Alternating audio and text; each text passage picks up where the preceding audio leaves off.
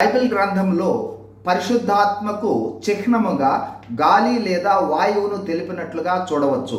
యోహాను 3:8లో ప్రభువారు నూతన జన్మను గురించి నికోదేముతో మాట్లాడుతూ పరిశుద్ధాత్మను గాలితో పోల్చి తెలియచేశారు. అదేవిధంగా అపోస్తుల కార్యములు 2:2లో పరిశుద్ధాత్మ వేగముగా వీచు బలమైన గాలి వంటి ధ్వనులతో పోల్చబడుట జరిగింది. గాలి వలె పరిశుద్ధాత్మ అదృశ్యంగా ఉంటారు. అలాగే గాలి తనకిష్టమైన చోటికి ప్రసరించినట్లే పరిశుద్ధాత్మ వివిధ ప్రదేశాలకు కదిలే శక్తిని కలిగి ఉంటారు. అలాగే గాలికి ఏ విధమైన శక్తి ఉన్నదో పరిశుద్ధాత్మకు కూడా శక్తి ఉన్నది. గమనించవలసినది, గాలి పరిశుద్ధాత్మ కాదు, పరిశుద్ధాత్మకు చిహ్నం మాత్రమే. ఇప్పుడు గాలి స్వాభావిక గుణాలను బట్టి పరిశుద్ధాత్మను గురించి కొంత గ్రహింపులోనికి వద్దాం. 1, గాలి కనిపించదు, గాలి ద్వారా శక్తి ఉత్పన్నమవుతుంది.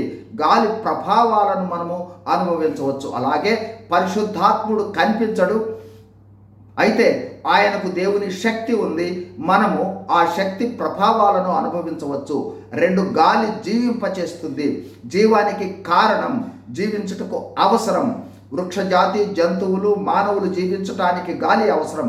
అలాగే ఆత్మీయంగా జీవంలోనికి అంటే నూతన జన్మలోనికి రావడానికి, ఆత్మీయంగా జీవించడానికి, ఆత్మ ఫలం ఫలించుటకు, చివరికి రాకడలో ఎత్తబడటానికి కూడా పరిశుద్ధాత్మ సహాయం అవసరం.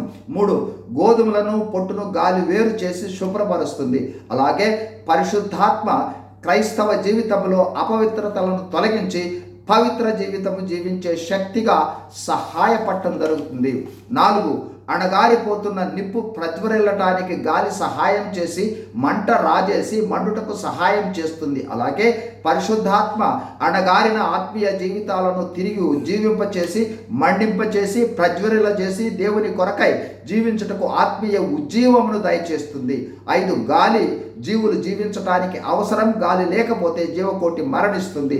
అలాగే పరిశుద్ధాత్మ లేకపోతే ప్రజలు ఆత్మీయంగా చచ్చిపోతారు. క్రైస్తవ జీవితం జీవించాలంటే పరిశుద్ధాత్మ తప్పనిసరిగా అవసరం. చివరిగా 6వదిగా, గాలి తనకిష్టమైన చోటికి వెళ్ళినట్లే పరిశుద్ధాత్మ క్రైస్తవునిలో ఉండి దేవునికి ఇష్టమైన జీవితాన్ని గడుపుటకు మార్గనిర్దేశం చేస్తుంది. God bless you. Thank you.